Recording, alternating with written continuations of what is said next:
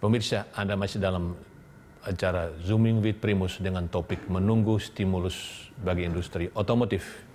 Kita punya waktu sekitar 8 menit ya. Kita langsung saja, apa saran dari Bapak dan Ibu untuk masa pandemi ini dan pasca pandemi?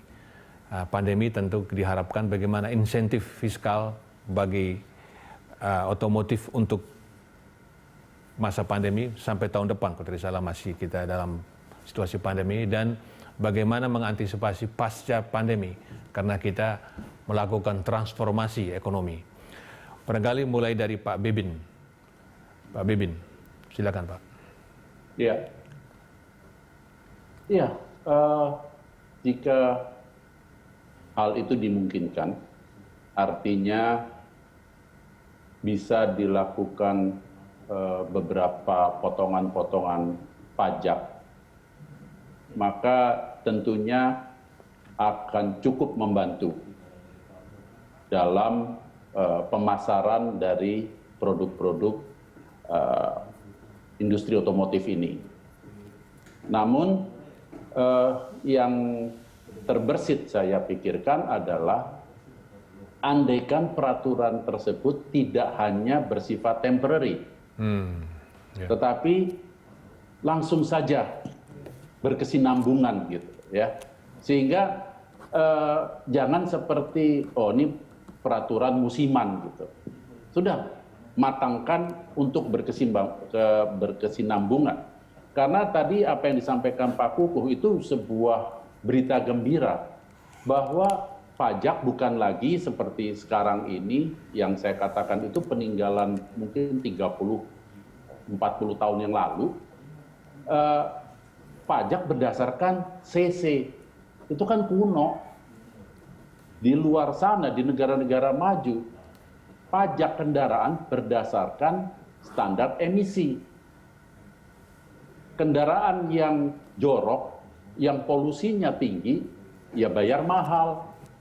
Yang kendaraan dengan standar emisi yang tinggi itu pajaknya rendah. Negara maju seperti itu. Kenapa kita tidak ke sana? Kemudian tadi juga dari Pak Kukuh kita dapat data bahwa diharapkan ekspor 1 juta. Saya pikir itu bukan hal yang mustahil. Karena apa? Kalau saja sekarang ini kita sedang mengejar ke Euro 4. Yeah. Kalau saja negara kita bisa memproduksi yang Euro 5, di mana-mana sudah Euro 5, tentunya negara yang bisa kita ekspor secara efisien loh ya. Kan tadi Pak Kukuh jelaskan, kalau yang diekspor Euro 5 misalnya, saya terjemahkan dari kondisi yang sebelumnya. Yang diekspor Euro 5, yang di dalam negeri Euro 4, berarti kan lainnya terpisah. Tetapi kalau yang diekspor Euro 5, yang dipakai di dalam negeri juga Euro 5, efisien kan? Baik. Ini cara berpikir yang seperti ini sebetulnya yang mestinya kita kejar ke sana supaya target tercapai. Baik Pak Bebin.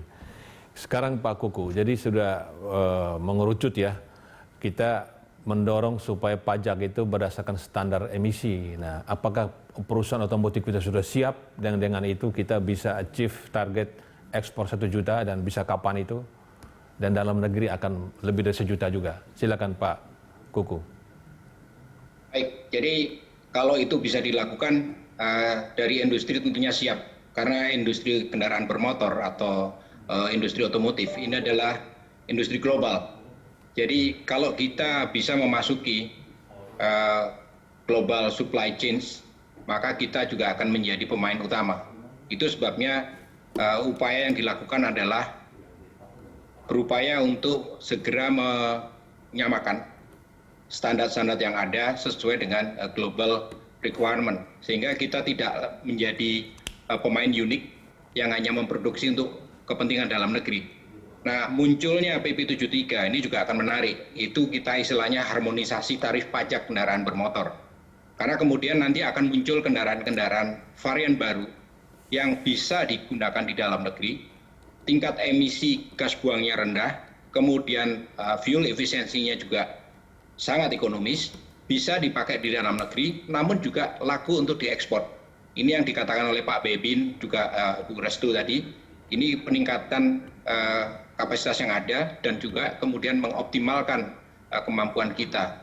Masalahnya di industri otomotif ini tidak hanya Kementerian Perindustrian saja yang berkepentingan sebagai pembina, namun ada kepentingan yang lain. Mobilnya sudah bagus, tapi kalau bahan bakarnya juga belum bagus, itu juga tidak akan bisa dioptimalkan.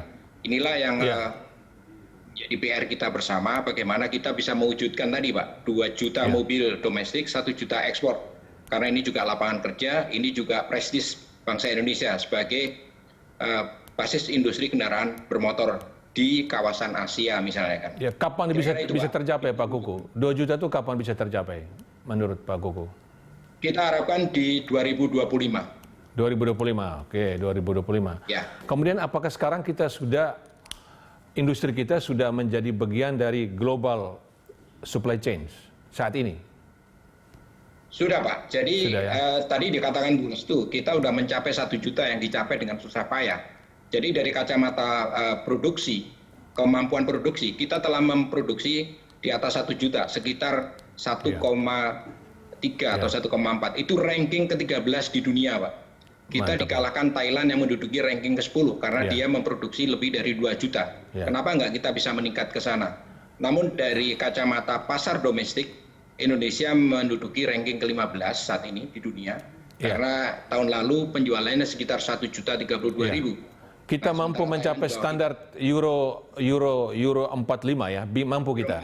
Kalau disyaratkan lebih dari Euro 4, Euro 5, 6, kita mampu untuk mengikuti global. Dari kacamata teknologi otomotifnya sudah. Sudah ya. Jadi saat ini kita sudah mengadopsi standar emisi gas buang Euro 4 semenjak 2018 untuk kendaraan yang berbahan bakar bensin. Terakhir diesel baru nanti di 2022. Ya, terakhir buat Pak Kuku. Apakah Indonesia sekarang sudah menggeser Thailand sebagai basis produksi dari otomotif Jepang ya, terutama Jepang lah. Selama ini kan Thailand. Belum sepenuhnya karena di sana lebih banyak varian yang diproduksi di sana dan ini kita sampaikan. Pasar domestik kita cukup kuat, kenapa nggak dibuat di Indonesia? Dan kemudian harusnya kalau itu dibuat varian kita lebih banyak. Sebagai catatan 15 tahun yang lalu ada 19 pabrikan yang membuat mobil sedan. Sekarang hanya tinggal 3. Banyak yang bergeser ke Thailand. Ini yang harus kita rebut kembali. Sehingga nanti kalau pasar sedan juga tumbuh, kita bisa lakukan ekspor ke banyak negara, termasuk ke Australia. Baik, terima kasih Pak. Sekarang terakhir Bu Restu, 1-2 menit Bu Restu. Jadi kapan bisa menyampaikan permohonan komplit dari pelaku industri otomotif ke Kementerian Keuangan untuk stimulus fiskal ini, Bu? Baik, makasih Pak. Sebelum ke situ mungkin saya sampaikan juga, saya tanggapi yang Pak Kuku tadi bahwa dari sisi government kita memang kan sudah menyiapkan peta jalan ya Pak ya, peta jalan untuk industri otomotif nasional. Nah itu dari sisi produknya, dari sisi pengembangan teknologinya, dari sisi pengembangan industrinya dan penggunaan energi dan lingkungannya, tiap tahunnya itu sudah kita atur Pak sebenarnya. Termasuk target kuantitatifnya berapa yang harus dicapai. Nah tadi kan Pak Bebin menyampaikan juga jangan sampai mobil jorok terus dibikin di dalam negeri. Nah yang terkait dengan itu tadi kan Pak Kuku juga sudah menyinggung tentang peraturan baru nih yang terkait dengan PP 73 yaitu harmonisasi PPNBM kendaraan bermotor, PP 73 tahun 2019 Pak, jadi masih baru. Nah di situ memang disampaikan bahwa dasar pengenaan PPNBM itu sekarang tidak berdasarkan CC lagi, tapi berdasarkan konsumsi bahan bakar dan tingkat emisi CO2. Kemudian satu lagi juga tadi yang disebut oleh Pak Kukuh, yaitu bahwa sekarang kalau dulu kan sedan dan non sedan dibedakan Pak, sekarang tidak dibedakan. Nah ini membuat nanti industri sedan di dalam negeri akan berkembang dan juga bisa diekspor. Kemudian yang terkait dengan usulan kepada Kementerian Keuangan sebenarnya sudah kami sampaikan Pak. Surat resmi sudah ada, pembahasan teknis sekali dua sudah ada, tapi sekali lagi Pak memang kita dari sisi Kementerian Perindustrian dan juga dibantu oleh teman-teman nanti supaya bisa meyakinkan Pak bahwa kalau hilang segini penggantinya dari mana gitu ya.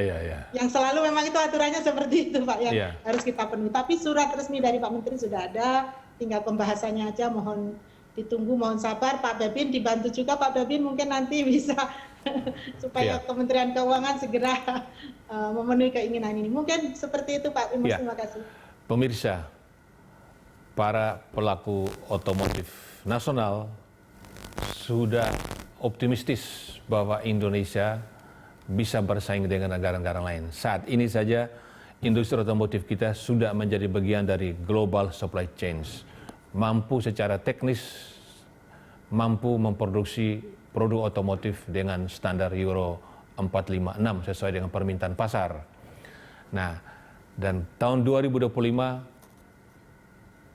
diharapkan produksi otomotif Indonesia yang pada tahun 2019 pernah menembus 1 juta, itu akan menembus 2 juta pada tahun 2025 dan 50%-nya masuk pasar ekspor. Tetapi satu catatan, diperlukan dukungan terhadap industri ini dari sisi stimulus fiskal. Kita terima kasih kepada 3 narasumber kita, Ibu Restu Yuni Widiawat, Pak Kuku Kumara, dan Pak Bebin Juwana.